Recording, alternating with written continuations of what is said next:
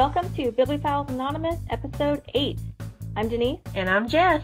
And I have to say it's been kind of a crazy week. You've had a couple of those. It's just been crazy. See, the week before last was, with Halloween and everything. And then this week with Election Day, I've had kids out of school. They were out of school for 2 days. And so that's always a lot of fun, trying to figure out what to do with them. And they're both like all going nuts because they're out of school. It's so exciting. Oh. Well, anyway, so I didn't have a whole lot of time to do a lot of reading, but I wanted to say that I am very close to accomplishing a goal that I set here on this very podcast, and that was to finish reading the Iron Fey series by Julie Tagawa. See, I set that goal too, and I haven't even read any of those yet. Well, see, I finally got tired of trying to rely on my library to get the books back in, because I kept trying to put them on hold, and the books would never become available, even though it said I was like person 1 or 2 on the list. Yeah. They would just not show up for weeks and weeks, and so I finally just broke down and I bought all 4 of them. And I'm, probably a couple chapters into book 4. So this week I will have finished the series, or at least I don't know if this is the last book in the series. If there's only 4, if there's going to be more. I didn't say on Goodreads, but it's as far as I know right now. That's it. So I know there is check on Amazon. There's a couple of Kindle only novellas, I think. Yeah, there were a couple of almost the short stories, but kind of like short stories. Yeah. They were kind of companion additions to the series. I haven't read any of those yet. I think there's 2 of them. Yeah, I think 2 is what I saw. Yeah. I will get to those eventually. I went to the library again today, and okay, also I have to talk about this. I went to the Goodwill store yesterday. My aunt and uncle came up from Birmingham, and she wanted to go to Unclaimed Baggage, which a lot of people that aren't from here know about Unclaimed Baggage because Oprah came to Unclaimed Baggage one time. And we have Hoggle from Labyrinth in the little museum. Well, anyway, we didn't make it to Unclaimed Baggage, but we stopped at the Goodwill store. Well, the Goodwill store has a lot of books. I was excited because their paperbacks are 50 cents each. And I stumbled across, and I had to search all the shelves to find all 5 of them, but I found an entire set, all 5 volumes, of the Belgariad by David Eddings that are brand new. Cool. Never been read. The spines are not cracked, which I actually only needed Pawn of Prophecy because mine's falling apart. But I couldn't, for $2.50 total, I could not leave them. No. That's an amazing find there. So I got them, and I'm going to keep the new set and take my set to McKay next time I go. That works. And, but I went to the library, and I found the rest of the 7 Realms books by Cinda Williams-Chima, which we discussed The Demon King a couple of weeks ago. Right. And I was excited because they were up on the shelves, and it was just like angels started singing when I spotted them. It was just like, yeah, I was like, okay, I got to get those.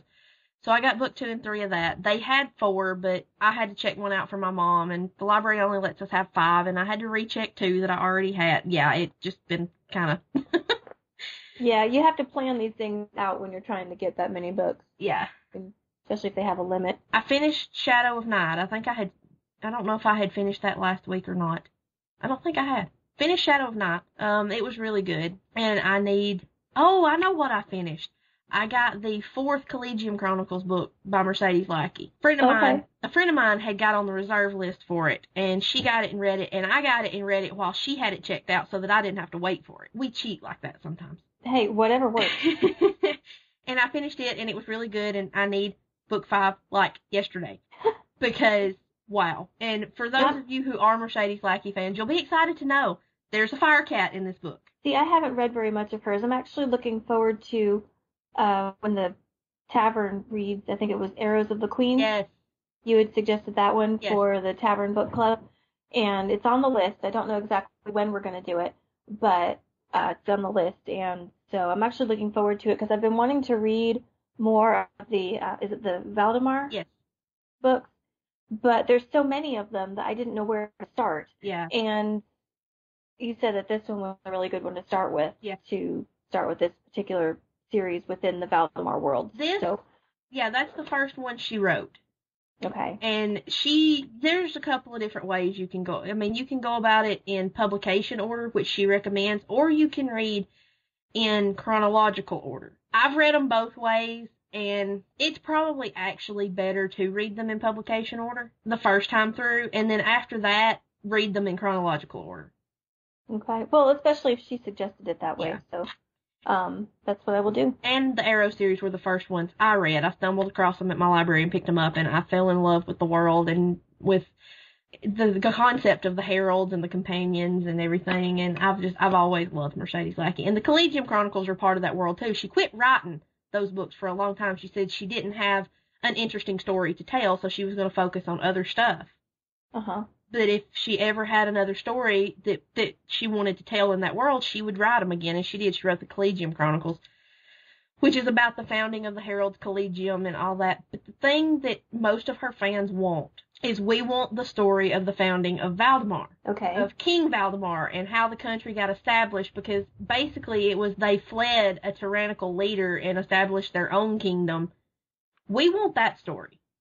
So I'm hoping when she finishes the Collegium Chronicles, that's what she'll write. I hope. Well, I'll keep my fingers crossed for you. That's pretty much it. I mean, I'm reading The Warrior Heir by Cinda Williams-Chima, because before my library got the others, and I looked for them and they didn't have them, they had this one. So I thought, well, I'll get it and give it a try. And it's different than the Seven Realms. Okay. It's there's different factions of people. There's warriors, wizards, sorcerers, and enchanters. Mm-hmm. And they're all magical. And this boy is born, and he's supposed to be a wizard, but he isn't born with a stone. Apparently all the magical people have this stone behind their heart. He's born without a stone, so he's dying. So they do a transplant, but he doesn't get a wizard stone, he gets a warrior stone instead. So it's really interesting. His aunt's an enchanter, and he's just now, the part where I'm at, he's just now beginning to discover who he really is, and it's starting to get kind of interesting. Sounds it. Yeah, so I'm going to try to finish that one soon and read the other Seven Realms books, because I really want to know about, Han and Raisa and where all that ends up. Right. Yeah, that's when I'm going to get back to that one at some point. Right now I've got so many other things that I'm reading and so many other kind of projects that I'm working on. So that's one that I'm going to have to get back to, which probably means I'm going to have to reread The Demon King again at some point, because I'm sure eventually that's what I do when I'm reading series and I only read one or two books and then I don't finish. I will completely forget what happened in the first one, so I have to start over again. Which is fine, because actually when I started reading The Iron Fae, I had to read The Iron King, which is the first book, and I'd already read it, but it was, several months ago. So I've got to reread that. But I've really been enjoying them. I really I was kind of put off at first when I read them, because it's using the characters from Shakespeare's A Midsummer Night's Dream, sort of. Yeah. You have the Oberon, Fairy King, and Titania, his partner, wife. I don't know if they're married. Are they married? I think so. Okay, I could never tell for sure. But the main character really from there that plays a huge role is Puck, or Robin Goodfellow. And it really kind of rubbed me the wrong way at first that he was almost like a romantic leading character. Or he's not really the romantic lead. He's kind of like the third side of a love triangle. Yeah. Sort of thing. But to me, that wasn't the same Puck as what was in A Midsummer Night's Dream, because he wasn't so much the trickster, the joker, or the person who would, turn somebody into, like, having a donkey head. Yeah. He was like, this love interest kind of character, and I was like, what? That doesn't sound right to me at all.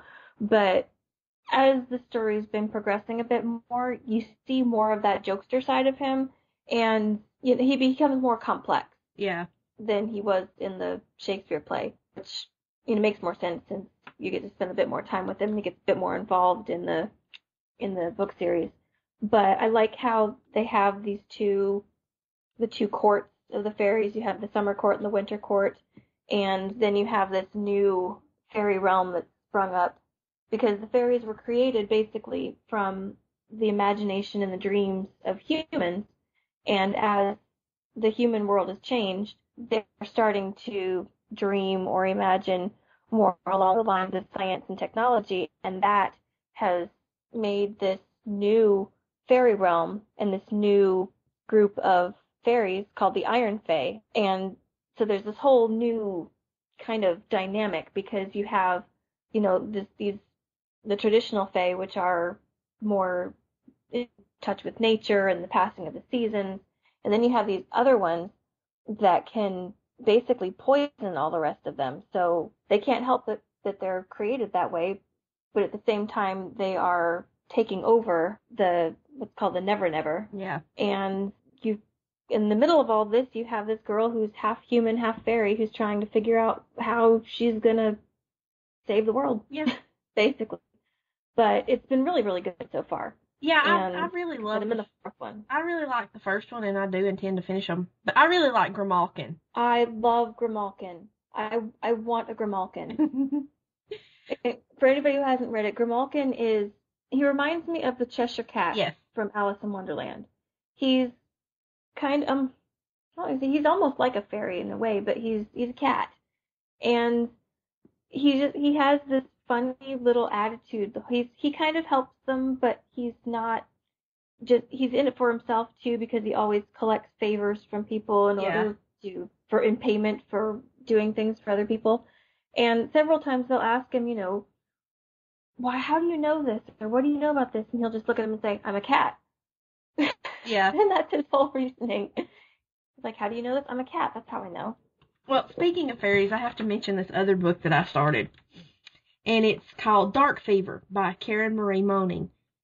And it's about this girl. Her name is Michaela. And she grows up in Georgia, her and her sister goes off to school in Ireland, and her sister gets murdered. So she goes to Ireland to try to solve her sister's murder. Mm-hmm. And when she gets there, she finds out that she can see the Fae. And her sister could too. And in this world, they have the Seelie and the Unseelie, just like, your traditional Fae myths. Right. Except the concept in this book is that the Seelie and Unseelie Fae are not from this planet. And I'm a little bit worried about how that's going to tie into all this. And how that's going to become important.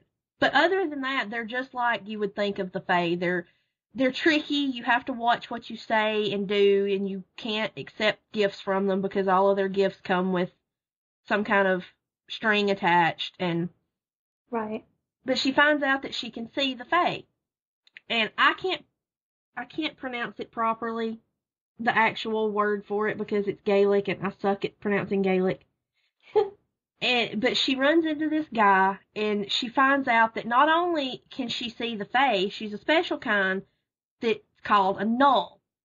And that means when she touches a Fae, it freezes them. They can't move. Huh. And not only that, she can sense objects of power.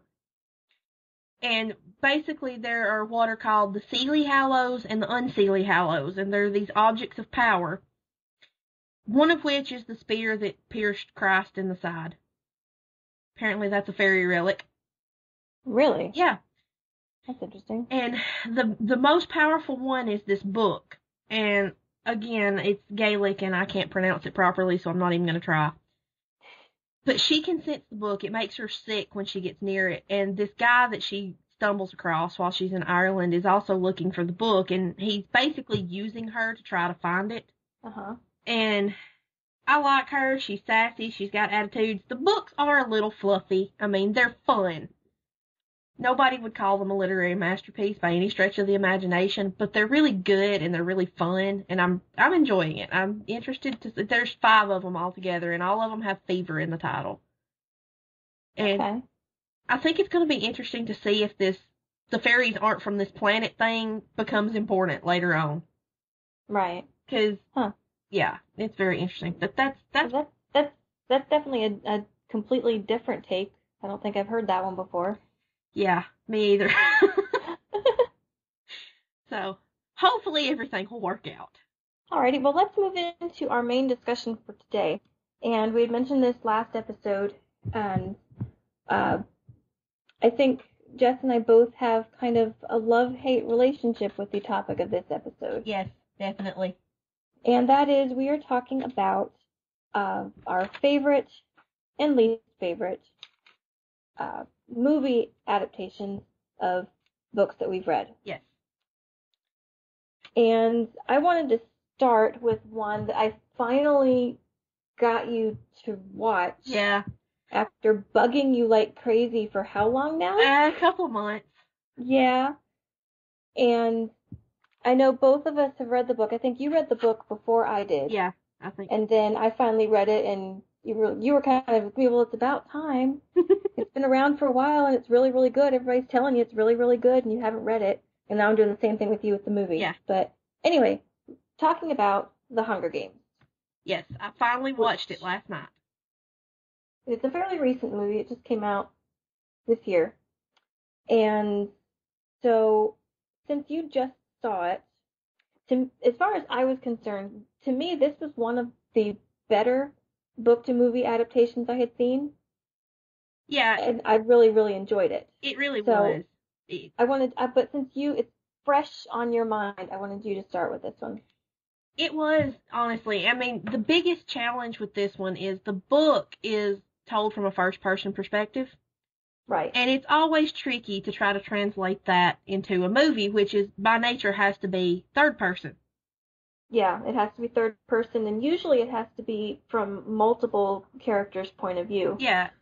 And they did a really good job with that, I thought, because, we got to see more than what you see in the book, what you just had to imagine. We got to see the game makers and how they were controlling the arena, and I thought that was really well done.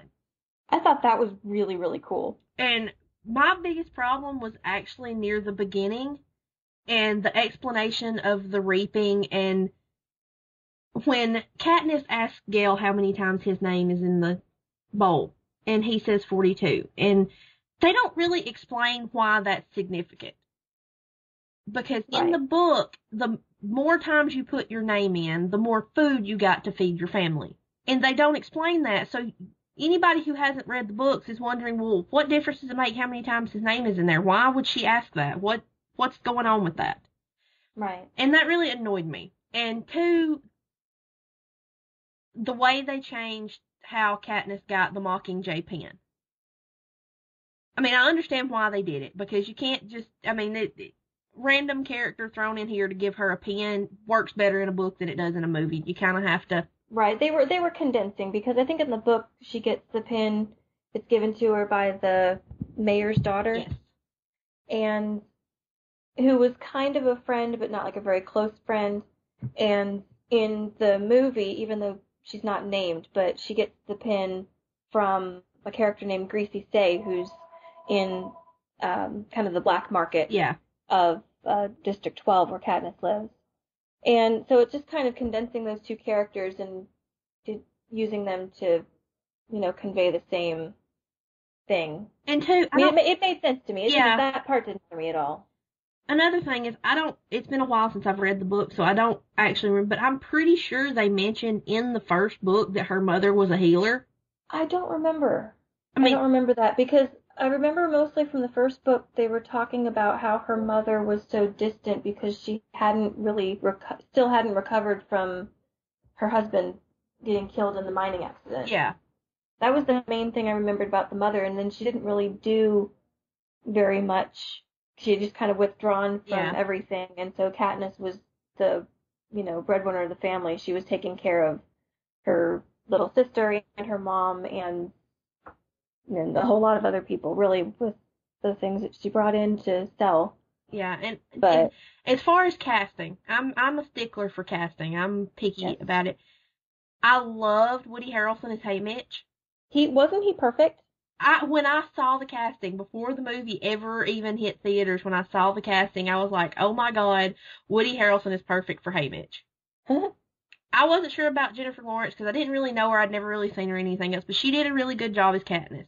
See, I thought she nailed it. She did. Katniss. You could just tell, especially, if anybody hasn't read the book or seen the movie, okay, once they get in the games, you know that everybody's going to die, right? I mean, that's not a surprise. No. But especially the part during and after Rue's death. Yeah. Which I also thought that they portrayed very well. Yes, they did. I mean, you could just tell that Jennifer Lawrence was there. She was in the zone. She was feeling everything. And just, it was really like a visceral thing, you know? Yeah, they did a really good job of that. I thought she was excellent. And I was dubious about Lenny Kravitz as Senna. I was too. But he did really good. I thought he was great. And I'm sorry, but I love Stanley Tucci in any and everything he's in. And him as Caesar Flickerman was great, even with blue hair. Oh my God. Well, he was supposed to have blue hair because it was supposed to match his midnight blue suit. Yes. No, he was, oh my gosh, he was so funny. I loved, that was one of the things that I liked that they did in the movie was because they had to, like you said, you had to bring some things out of Katniss's perspective. Yeah. And so bringing in more of Caesar Flickerman to narrate some things and give more details, that was a really good thing. Yeah. So every time when they were at that little talk show thing and he would just turn to the camera with that big cheesy grin. Yes. I wanted to bust out laughing. I know. He was great. My biggest problem though is I was never fond of Liam Hemsworth as Gale. I didn't really see him that much. Well, no, but my biggest problem was that he didn't look the way I imagined Gale. And the way Gale is described in the book, I always pictured him as looking more Native American. Huh, okay. That was, I mean, I don't know why, but that was just always, and my friend Paulette, I had asked, we were talking about it, and she felt the same way, that he just seemed more like a Native American type character to her. And I was like, you know, I would not necessarily this person, but someone with a kind of look of Taylor Lautner would have been better as Gale. Not necessarily Taylor Lautner. I mean, I'm not a huge fan of him. I mean, we'll get into him in Twilight later, but you know, somebody with that type of look that looks more like a Native American would have been better as Gale. Maybe that's just me, but yeah, I never had that impression when I read the book. I mean, maybe mostly because when I read Hunger Games, Gale isn't in it that much until the later books. Yeah. Because, I mean, he's not in the games, so, you know, pretty early on, Katniss leaves and goes to the Capitol and all that, so he's left behind. So that didn't bother me at all. I thought he was fine. And I actually kind of liked how they showed a little bit of his reactions. Yeah. Watching Katniss and Peeta while they were in the games. You could just kind of see he wasn't, I mean, there was never really any signs that they were anything other than just good friends. Yeah. But you could just see that he didn't really like the fact that she was there with this other guy getting all, you know, cuddly and everything. And can I just say, even in the book and in the movie too, I never really liked Peeta. I don't know why. I liked him in the movie better than I liked him in the book. And I have no real explanation for that. I was just never real. I'm just like, I don't really like Peeta. I don't. I didn't in the book, and I didn't care for him that much in the movie either. I mean, yeah, I'm with you. He was better in the movie than he was in the book, but I just don't really like Peeta. Thousands of teenage girls would think I'm insane, I'm sure. Well, that's okay. Once we start talking about Twilight, they're going to think you're even more insane. Oh, so. They're going to hate me. Yeah.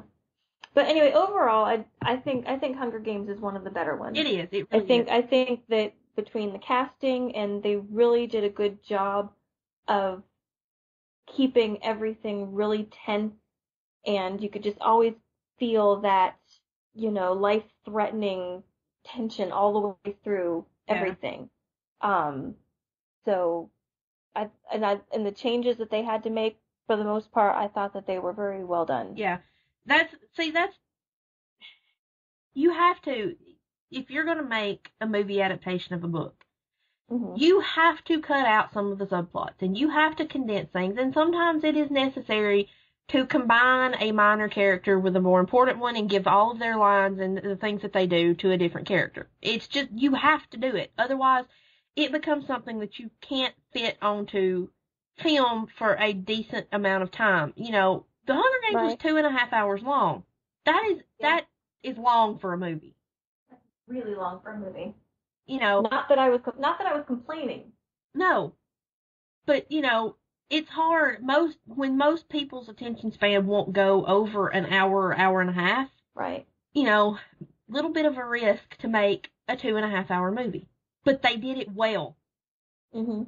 And they did it well enough that even people who are going to, you know, say tune out around the hour and a half mark are not going to be able to because it's well paced. Yes. Yes, very much so. So I thought that was overall, it was one of the better ones I've seen. Yes, I would agree with that. Okay, so where did you want to go next? I don't want to spend a lot of time talking about this one, but I do want to get out there right now that the worst one I've ever seen. Okay, let's hear it. Aragon. Okay. I read Aragon, which was an okay book, for especially to be written by a 12-year-old. It was good. I thought he was 15. 12, 15. He was a kid, either way. He was young. Yes, young when he wrote this book. Yeah. For someone his age, it was spectacular. Right. And even from any other point of view, it was a decent book. I mean, it was worth the time it took to read it. And then they made the movie, and a friend of mine took me to see the movie. And my biggest problem was that, one, the dragon had feathers. Dragons don't have feathers. Dragons have scales. And two, they condensed. This is a case where they badly chose how to condense the movie. And they condensed it too much. I don't remember how long it was, but it wasn't a very long movie. They took, I would say at least 3 chapters, probably more, and condensed it into 15 seconds. Because that's not good. You know, in the book, he finds the dragon egg, hatches it, and raises the dragon. And this takes several chapters to do. As you would expect. Yeah. I mean, you know, a dragon doesn't grow up overnight. But in the movie, he hatches the dragon, and he walks outside with her, and she takes off flying during a thunderstorm. Lightning strikes, and when she comes back down, she's grown. So apparently lightning makes dragons grow up. I mean, that's just kind of what I took away from it. It was just badly done, all of it. You need more of a montage or something. Yeah, I mean, you could have done it like a 30-second montage, just show like different little short scenes of the dragon, and then have her, here they're feeding it, or here they're flying or doing this stuff, and then just see steadily the dragon get bigger and bigger, and then lightning storm and they're flying. But no, I don't know. He's standing here, she flies into the sky, lightning storm, she comes back down, she's grown, and he's standing there in the same clothes he was standing in when she took off. Like, he hasn't moved. And what I took away from that was lightning makes dragons grow up. And I was just, but it's a classic example of incorrectly cutting out subplot and incorrectly choosing what to condense and what not to. It was really, really bad. Mm-hmm. From the point of view of someone who's read the book. It's like, my friend liked it, and it's like I told him, you didn't read the book. And if I hadn't have read the book, I probably would have really enjoyed it. Right. You know, I would have still had a problem with the dragon having feathers, but I'm a dragon purist. What do you want from me? But from the point of view of someone who read the book, it was just not well done at all. Well, I think that's part of it is because you said that, you weren't like a huge fan of Aragon, but when you have some of these books that you are a big fan of, you want to see, when they make the movie, you want to see somebody taking the kind of care in forming the movie and making all of these decisions that you would. Yeah. And even though you have to cut something and you can't keep everything as pure as it was in the book, but you want to think that the people who are making these movies have the same level of respect and love for the material that you do. And sometimes it doesn't come across that way. No, it doesn't. Like I'll tell you, the one that I have on my list is probably one of the worst and disappointing movie adaptations. For me, was The Golden Compass. I was kind of disappointed by that one too, but See, I had such high hopes for it because when I first saw like trailers and screen caps and things like that, it looked good. Yeah. It looked really good, and I mean, it's a difficult story, and for anybody who doesn't know, that's the first book in his Dark Materials trilogy by Philip Pullman, which we had mentioned when we talked about our banned books, the Yeah. banned books episode. And so I knew that it was going to be tricky because it's a book that's got a lot of controversy surrounding it, and I was hoping that we wouldn't try to go with any kind of like strong, religious thing and just make it a flat out fantasy. Yeah. And they did that pretty much, and everything that I saw leading up to visually it looked stunning. The set, the CGI, all of that looked great. At first I was not thrilled with the casting because having Nicole Kidman as Mrs. Coulter, she doesn't look anything like the character in the book. The character in the book is dark-haired, and, Nicole Kidman is blonde as can be. But other than that, I thought, acting-wise, I thought that she would be good. And I liked the idea of Daniel Craig as Lord Asriel. I really, really liked the girl that they got to play Lyra. I thought she was adorable. Yeah. And I thought she actually did a really good job. She caught that kind of attitude that Lyra has. So they had all of the pieces in place to make a really, really good movie. And then they started cutting things. Yeah. Like, I don't know, the last third of the book. Yeah, I do remember that. I was like, what? Where's the big, huge, climactic moment where you're trying to go and rescue the little boy, Lyra's friends, and all of a sudden you find out exactly what Dust is doing up there in the Arctic, and no, instead, you don't get to find out all of this stuff. You don't get to go back with Lord Asriel. Instead, they cut it off like they're going off into the sunset because they wanted to have some kind of a big positive ending. Yeah. No, that's not the ending. And that doesn't lead into the next movie. In fact, there were supposed to be 3 movies. And the first one was panned so bad by pretty much everybody that I believe the words is put on indefinite hold. Yes. For the next 2 movies. Which is really unfortunate because in the next 2 books, you finally get to meet one of my favorite characters, actually 2 of my favorite characters in the whole book series, and that's Will and Dr. Mary Malone. Now we'll never get to see them. Yeah. Because the first movie was so bad. Yeah. That makes me angry. That's another one of those. I had a friend that watched it and she loved it, and I'm like, you didn't read the book first. No, because there were so many things that they cut out, and that one would have been, it was going to be really hard anyway to try and explain how Lyra's able to read the compass or the alethiometer. Yeah. And get all these answers. And I thought some of the visuals were really interesting, how they tried to do it. And like I said, they had all of the pieces there to make it really good. And then they just blew it. And that was what made me upset because to me, it felt like you could have done better. Yeah. And I know for a fact that the director, there were a lot of things that the director wanted to do, and he was kind of shut down. And if they'd have let him do it, it might have been a better movie. Yeah. There was apparently there were a lot of conflicts between, I know the director was the one who really was trying to fight for keeping, he had the whole ending storyboarded and film shot. Part of the ending that they cut was in the trailer. So it was like I was expecting it. Yeah. And then it wasn't there. But there was him, I don't know if it was the studio or exactly what it was, but he was trying to get them to do it basically the right way, and he was shot down. Which made me feel really bad for him because I feel like he really wanted it to be, something special, and he wasn't allowed to do it the way it should have been done. Yeah. Which is unfortunate. Yeah, like I said, those 2 are probably examples of the wrong way to do a book-to-movie adaptation. Yeah. And, also, Ralph Bakshi's version of Lord of the Rings, the animated one, is also the wrong way to do it. But we don't need to talk about that because No. Flying Moose has already done the be-all, end-all criticism of that one.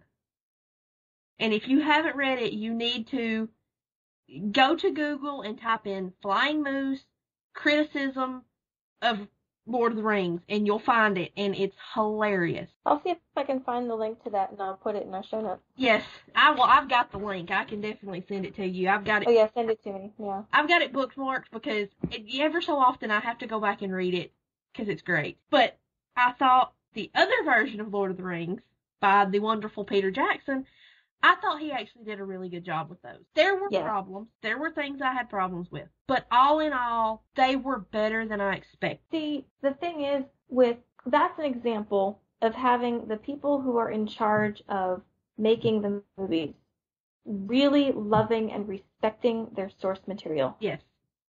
Because you could just tell with everything that was done with those, from the casting to the search for the perfect location to, the place that they found for Edoras was that mountain, or it's almost like a hill or a big rock formation in the middle of this valley surrounded by these mountains. They searched high and low to find the perfect place for it, and it was beautiful. And it was like not a single cent was spent without making sure that every last detail would be perfect. Yeah. I've got the extended versions of all three movies, and I have watched all the special features and saw everything that they did and everything that they went through to make it as good as they possibly could. Oh yeah. You know, the thing that got me was that they had to create their own special effects studio. Yes. Because they couldn't find anyone else who would do the things that they wanted them to do. So they just said, well, that's fine. We'll do it ourselves. Yep. And they created their own special effects studio and created a whole bunch of new special effects technology. Yeah. Because they didn't want to just leave all these details out because they couldn't do it. They said, well, we'll figure out a way to do it. And when I found out that they were finally going to let him do The Hobbit, I about jumped for joy. I did too. It was the party in our house. Yeah, I was just like, yay! It was just, I loved it. It annoyed me that they left Tom Bombadil out, but... See, that was one of the things that I was happy that they left out. It annoyed me, but I understand why they did it. He really wasn't pivotal to the plot. He wasn't pivotal at all to anything. But he was fun. He appears briefly in the first book of the trilogy, singing and dancing and acting weird, and, helping out the hobbits for a little bit, and then comes back briefly to save them from the Barrow-wights, and then disappears and is never seen or heard from again. He can be left out. Well, there's a crackpot theory about that. Oh, really? Yeah, it's on the same website that has the criticism of Bakshi's Lord of the Rings. Okay. It's on the same website. They have Tolkien crackpot theories. And one of the Tolkien crackpot theories on this page is that Tom Bombadil was actually the Witch King of Angmar. Seriously? They make a compelling case, okay? Okay, I'm going to have to find this now. They definitely make a compelling case for it, because it's like, okay, well, he commanded the Whites to leave and they left. Well, that's because as the Witch King, he's the one that told them to be there in the first place. Okay. And, Gandalf says that he's going to have to go have a long talk with Tom Bombadil, but he never does. You never hear from him again, because by the end of the books, the Witch King is dead. Okay. And they talk about when they were walking along and Tom Bombadil looks towards the border of Cardolan and says that something sad happens there and doesn't expound on it. They said maybe it's because in his guise of the Witch King, he's responsible for what happened to Cardolan. They make a very compelling case. You just have to read it. I shared it on Facebook. You can look on there. Okay. I shared it earlier tonight. But they make a very compelling case of him being the Witch King. It always amused me. But like I said, Lord of the Rings was done. I started reading the books when I was 12, and I was rereading them when I found out the movie was coming out. I was a senior in high school, and I was just so excited, but at the same time I was like, there's so much material in these, and there's so much that can go wrong if they don't do this the right way. Right. That I was nervous and anxious, and I went to the midnight premiere of all of them with my cousins, and I wasn't disappointed. Like I said, there were little things that I took offense to. And one that a lot of people took offense to was the beefing up of Arwen's part. See, that didn't bother me at all. I understood exactly why they did it, because I think maybe it's only in the appendices, but I mean, she does end up with Aragorn and becoming his queen. I mean, that does happen. Yeah. And otherwise, it's very much a male-centric movie. They wanted to add in at least one more female character. Yeah. So, because otherwise you would have Galadriel, which you don't see very much, and then you had to wait until you got to Éowyn, who's awesome, but you had to wait a while to get to her. And I mean, she wasn't in the first one at all. Yeah. So I was actually okay with having Arwen be more of a presence. It made it, because otherwise, if she just showed up at the end, it's like, okay, I'm here to marry Aragorn. Yeah, well, that's true. It'd be kind of like, wait, what? In fact, I think my mother would probably try and fight her for him, because she absolutely loves Viggo Mortensen. That's another thing, is I think they did a wonderful job with casting. I mean, absolutely. There is nobody in this world who would have been better for Saruman than Christopher Lee. No. Granted, that's kind of typecasting him, because that's the type of role he always gets. He's always the bad guy. But he's so good at it. Exactly. He's just so good at it. And it doesn't seem like he minds playing that character. No, because he does it all the time. He has a lot of fun with it, I think. And and Ian McKellen was wonderful as Gandalf. I am so excited that he's coming back for the Hobbit. I know. Viggo Mortensen did wonderful as Aragorn. Mm-hmm. He was great, and there was not really any of the casting that I had a problem with. And let's just say right here and right now that Andy Serkis, oh my lord, genius. He was born to play Gollum, which is kind of sad to say, actually, when you think about it. Yeah, but he was, and he has actually taken on more of a director role for The Hobbit. He's directed part of it. Okay, that's cool. Yeah, he's like their B team director. Like they were filming different parts of the movie at different times. This is on all of the little diaries that Peter Jackson has uploaded. Andy Serkis was actually the director of one of their groups of people that was recording. So I thought that was neat. And he was Gollum. So nobody could have done Gollum better than him. He was really good. And the voice, he nailed the voice. Yes, absolutely. But I'm excited about The Hobbit. I am too. Because I can't wait. Because I know that Peter Jackson did such a good job with Lord of the Rings, I'm not quite as reserved about The Hobbit. Right. From Lord of the Rings, we have to move into the other big fantasy epic of our generation, and that's Harry Potter. Absolutely. And these are the ones that I really, truly have a love-hate relationship with. Yeah, me too. Because, okay, the first one and the second one, I was okay with. The third one, I hate with the passion of 1,000 fiery suns.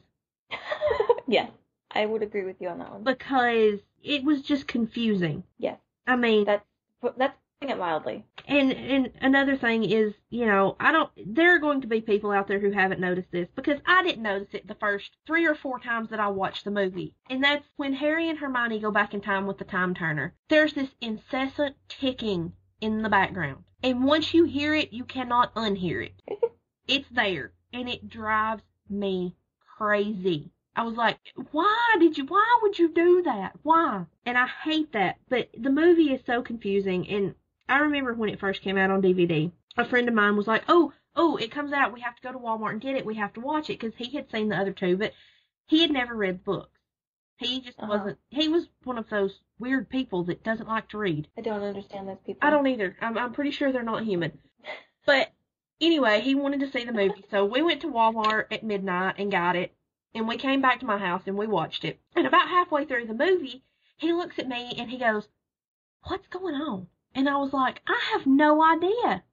And he said, but you've read the book. I said, I know, and I'm still lost. Yeah. See, for me, and this is the thing I don't understand. The first two movies, both were directed by Chris Columbus. Yes. And I have heard so many people speak negatively about the way that he handled it. And I guess saying because they were too, I don't know, childish and Fluffy? gosh, I don't even fluffy. Yeah, that's a good word for it. But to me, the first two books were kind of like that. Yeah, they were. I mean, Harry Potter was only 11 and 12 in those books, so of course he was going to see things with the eyes of a younger person, and he hadn't found out all of the horrible things about his past and all of the expectations and the prophecy and all of that. He was still innocent. He was still reveling in the fact that he was part of this magic world. So the fact that those are a bit more upbeat and happy, I was perfectly fine with that because I thought that they got dark and scary when they needed to. Yeah. The end of the first one when you see, Voldemort's face coming out the back of Quirrell's head, that's scary. Yeah, especially for, 11 and 12-year-olds. When my daughter started watching those movies, that was the part in the movie where I'm sitting there saying, oh, I hope she doesn't have nightmares. Yeah. Because when I was her age watching, I would have had nightmares. Yeah. And so I thought that the first two movies, even though like the diehard fans criticized them, I thought that they were done pretty well. Things were cut, but for the most part, the structural integrity of the story was kept intact. And then, like you said, we came to the third one, and we dumped Chris Columbus, and we got Alfonso Cuarón, who I've never seen anything else he's done. I'm sure he's a very good director. I don't know. I don't know anything else he's done. I didn't like his treatment of the third book at all. I liked the fact that it was a bit darker. Yeah. That was good. Yeah. But like you said, this was another example of the way that you cut things, but you don't do it properly. Yeah, it's the wrong way to go about it. Yes, because I also had a friend, actually it was my brother-in-law at the time, who went to see the movie, had not read any of the books, and we were all together at a family gathering, and he knew that I read like crazy, and so he was like, oh wait, you read all those Harry Potter books, right? I'm like, yes. He said, well, we just saw the movie. Can I ask you some questions? Because there was a couple things I didn't get, and I felt like saying only a couple because there was so much. I knew sitting there that anybody who had not read the book, now, I mean, of course, I knew what was going on because I read the book. I knew all of the backstory that they left out. Yeah. So he started asking me all these questions. He was like, what was going on with that map? They had the map, and it was made by these people, but who were those people? And how come Lupin could read the map and knew all about working the map, but Snape didn't know how to do it? And how did Sirius, who's been in jail for the past 12 years, how did he know how to work the map or know about the map when he's been in jail for 12 years? Because they didn't say anything about the Marauders at all. I know. That is probably the biggest complaint from the entire fandom. Yeah, because it would have been a very quick thing to mention when, maybe even at the end when Lupin's packing up and getting ready to leave and he gives the map back, he could say, by the way, I'm Moony, and, Sirius was Padfoot, and, oh yeah, your dad, Harry, the one who died and who you're having like all of these, everybody keeps telling you look just like him, that guy? Yeah, well, he was Prongs. Yeah. And the guy who got him, killed, who betrayed them, yeah, that was Wormtail. Yeah. So all these people, and that was the other thing too. They just, with Peter Pettigrew, they just started calling him Wormtail. Yeah. They never explained why. I mean, other than the fact that he could change into a rat. But the connection was never made. Right. I mean, it's like, that was one of those movies that was made under the assumption that everyone watching it is going to know what's going on. Which is not the case. And it's not the way to go about making a movie. Even if you are making a movie about a book that is as popular as that, you can't do that. No, you can't. Because there was the two main things. I mean, there were other things that bothered me. I have not noticed the ticking, but I'm sure that the next time I see that, I'm probably going to hear it now that you've mentioned it. Oh, yes. You probably will. The thing about the Marauders really bothered me. And then the major, huge continuity error with the Patronus. Yes. Because you see Harry cast the Patronus at the very end. You see him do it twice. You see it from the first time when he is on the side of the side of the lake. Yeah. And Sirius is like dying and Harry's passing out. He looks across the lake and he sees the big glowing stag, and that's the Patronus. And he sees the person casting it behind the Patronus, but he can't see who it is, and he thinks that it's his father somehow appearing, and so that was all like the book. Yes. I'm like, okay, that was good. But then when they go back in time, and then he ends up being the one that cast the Patronus, and he saw himself, and it wasn't his dad, he saw himself. Now it's just this big, huge white blob. Yeah. Going across everywhere. It looks nothing like it did when he did it before. Exactly. Would it have been so hard to just apparently have it done the way that it was before? Because otherwise it's going to end up being like a time-traveling paradox thing. Yeah. Well, apparently they didn't have room in the budget to make the SAG twice. Oh, well. Of course. You would think with the amount of money these movies make that they could at least make the SAG twice. Okay, well, you would also think that they could make Harry's eyes green. This is also true. Which, okay, in the first movie, he tried to wear green contacts and they bothered his eyes. There's a thing called CGI, people. Yeah, but they would have had to change every single, frame of the movie. It probably would have been really, really hard. Well, you gotta think, though, they record in digital now. And when you record in digital, yeah, you can click 3 times and change his eyes to green in every scene he appears in. That's just always bugged me that one of the biggest things in the books was, Harry, you have your mother's brilliant green eyes, and he doesn't have them in the movies. Okay, you want to talk about his mother's brilliant green eyes? The thing that bugs me the most about his mother's brilliant green eyes, I'll tell you, it's in Deathly Hallows Part 2. They have spent 7 books and 8 movies telling Harry over and over he has his mother's eyes. He has his mother's eyes. Whether they're green or not, he has his mother's eyes. Yeah. And then you see the flashback during Snape's flashback when he's, reliving, or he's given the memories of his time with Lily to Harry. And the little girl who's playing Lily, she's so cute with her red hair and her brown eyes. Yeah. That look absolutely nothing like Daniel Radcliffe's blue eyes. Yeah. That's a problem. Yeah.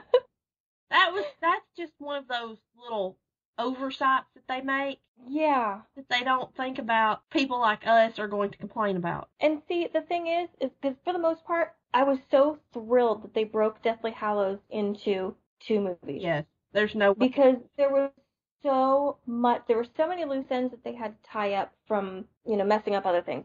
But when they said that they were going to break it into 2, I was like, thank God, because there's no way you're going to fit that into a 2 to 2.5 hour movie. No. There's just absolutely no way. That's what And for the most part, they did a really good job. But that was the one thing in probably both of those movies, because for the most part, trying to throw Dobby back in there after not having him since movie 2 was kind of clunky a little bit, but they managed. But I didn't even notice it as much the first time, because by the time we got to The Prince's Tale, I was a mess. I was crying through that part. It was being the last movie and feeling that the whole thing was now over and coming to an end. It was just kind of like a big emotional moment for most of the people in the fandom, and especially with Snape being one of my favorite characters from the book, seeing his backstory getting the treatment that it deserved, I was so happy. And then I saw the Lily's eyes, and I'm just like, oh, come on, you were doing so well.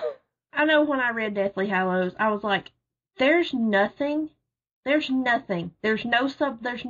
here that they can cut out and have this make sense. Yeah. But that is not a stumbling block in the world of Harry Potter, because one of the things that annoyed me so much, other than the exclusion of the, explaining the Marauders map, was the locket. And this goes to my love-hate relationship with the 5th movie, which is Harry Potter and the Order of the Phoenix, which should not have been the title of the movie. It should have been Harry Potter's Greatest Hits, because there was hardly anything in that movie about the Order.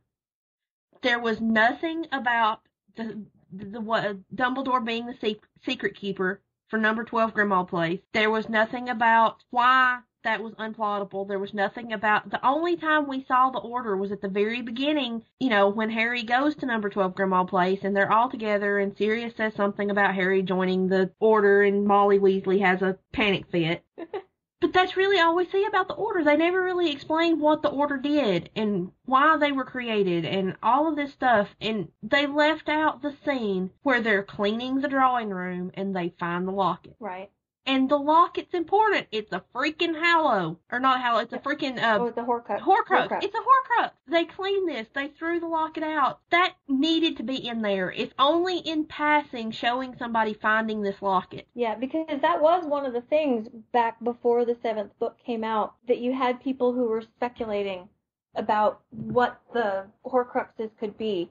And that was one of the things that they were guessing, because they were talking about all of the things that they had found at Grimmauld Place. Yeah. That they're cleaning out and throwing away. And they mentioned there was I think a music box that had some kind of curse on it. They mentioned that as being a possibility. They mentioned the locket being a possibility. So it was part of the theories that were circulating around the fandom. And like you said, it could have been done really quickly in passing. Yeah, I mean, just showing it on camera to say, hey, foreshadowing, this is important. Yeah. I mean, because she would not have mentioned the locket in the book the way she did if it wasn't important. Right. Although, as far as crackpot theories concerning the hallows, why do I keep calling them Horcruxes?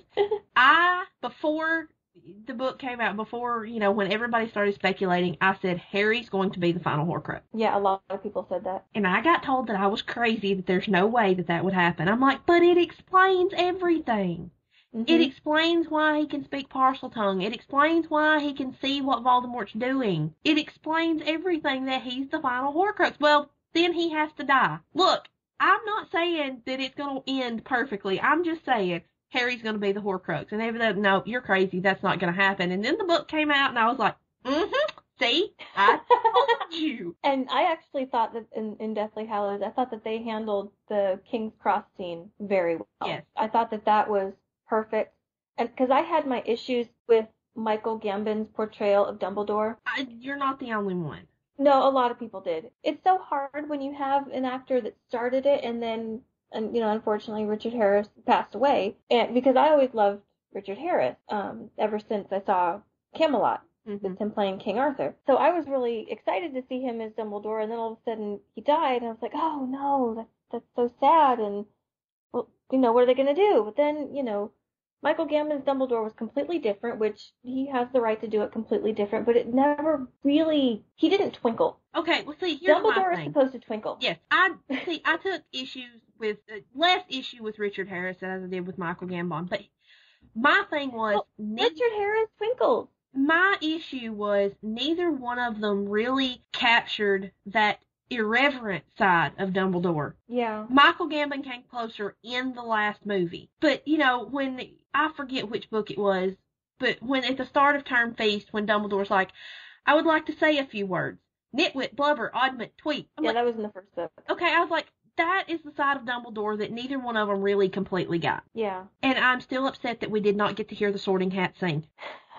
Yeah, that would have been cool. Yeah. But I can also understand why they cut that out. Yeah. I mean, it wasn't essential to the plot so much. But the thing with the King's Cross scene at the end of Deathly Hallows, I thought that Michael Gambon nailed that. Yeah. And I was so happy that they kept it in almost verbatim. In fact, it might have been verbatim. I don't remember. Yeah, in earlier movies, they did have a problem with changing her dialogue. Yeah, but they kept my favorite line from the entire series. And that was when Harry asks Dumbledore, is this all really happening or is it all inside my head? And Dumbledore turns to him and he says, well, of course it's all inside your head, Harry, but why on earth should that mean that it isn't real? Yeah. I love that line just because it to me that said everything about the whole series reading it as a fan. Yeah. It's all in your head, but that doesn't mean that it's not real.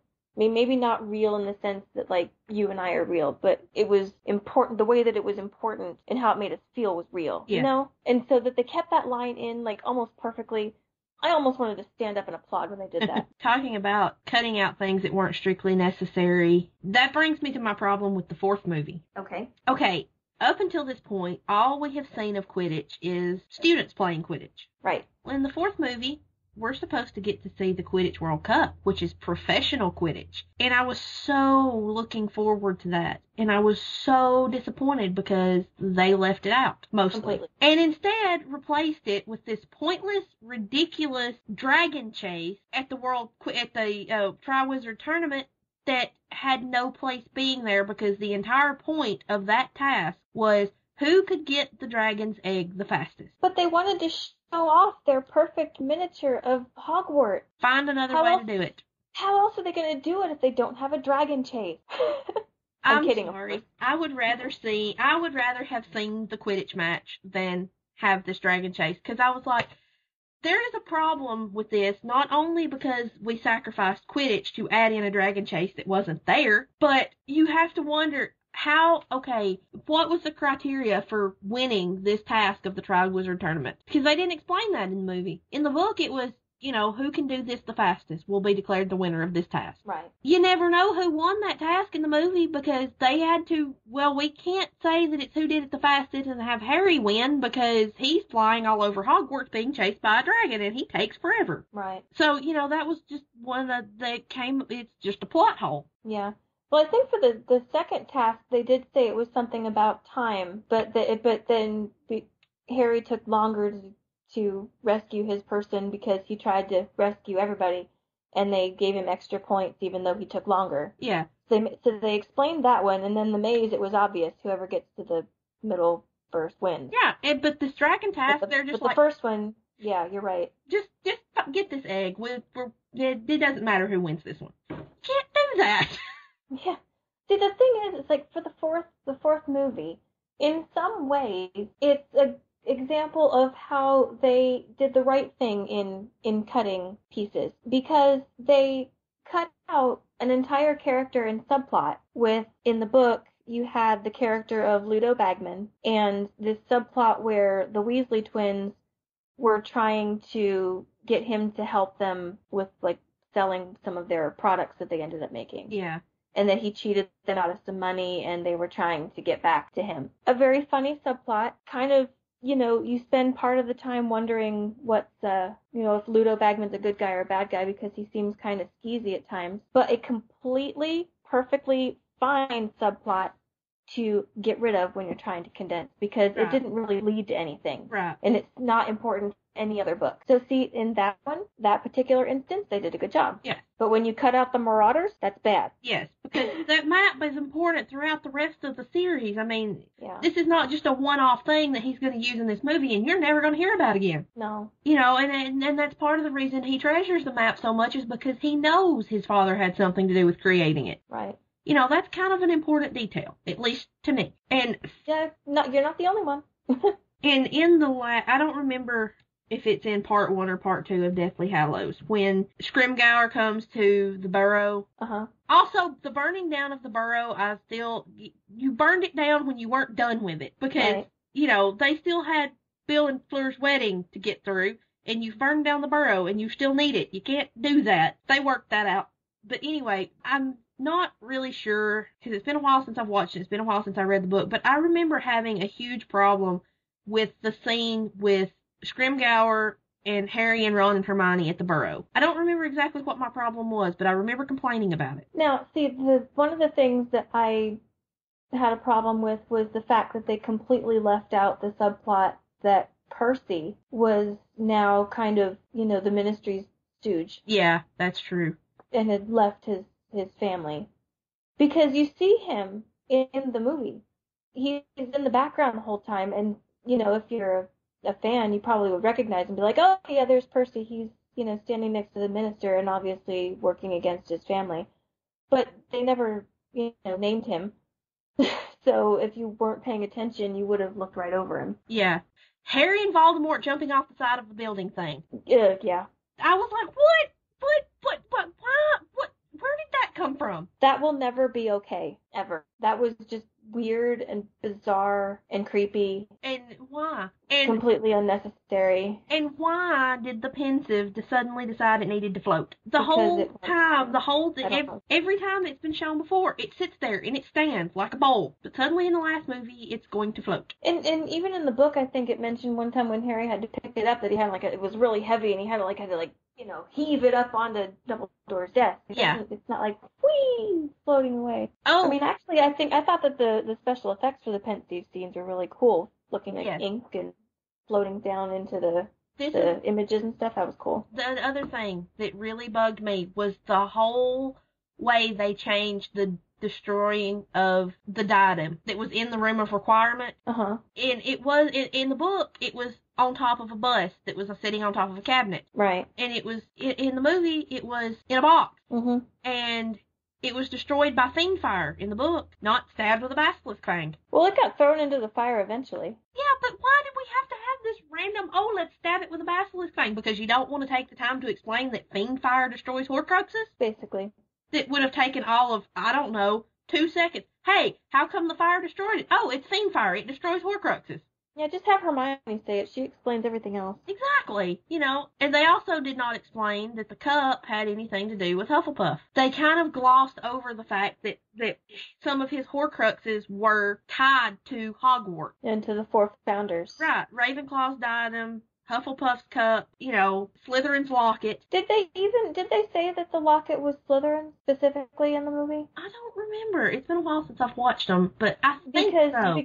Because I know that they got rid of the memory, I believe in Half-Blood Prince, that showed the Gaunt, who were, Voldemort's family, and where his mother came from, because they said that they had the locket and that it was Slytherin's locket, because they were distantly related or something. Yeah. But I can't remember if they actually made that connection in the movie or not. But, there was good things and bad things about all of them. For the most part, I love them. Yeah, I do too. I'm sitting here complaining about a lot of them, but I thoroughly enjoyed watching every single one of them. Even the third one when it wasn't really making me angry. But, because there were some things even in the third one, which is my least favorite, that I liked. There were things I thought that they did really, really well. Yeah. But in all of them, there was, just like one little itty-bitty thing here and there that you wish that they could have done slightly differently. And there's a few things in Harry Potter that I wish they could have done really, really differently. Yeah, I have a couple of those too. But I guess we'll have to wait, 20 or 30 years and then they'll remake all of them. Oh, yes, because apparently remaking movies is something that they have to do now. Yeah. And I guess we should probably at least touch on the other big book-to-movie adaptation, Twilight. Okay, well, you're going to have to take this one because I've read the books, but I never saw any of the movies. I had no desire to. I kind of wish I hadn't. I like the books. I am not one of those crazy screaming Twilight fanatics like some people, but I enjoyed them. And I enjoyed the books too. They were completely just fluffy, like beach reads. Yeah. For me, there wasn't a whole lot of substance to them, but I enjoyed reading them. Right. And I'm one of these people, a book doesn't have to have substance in order for it to be good. I can enjoy fluff as well. Sure.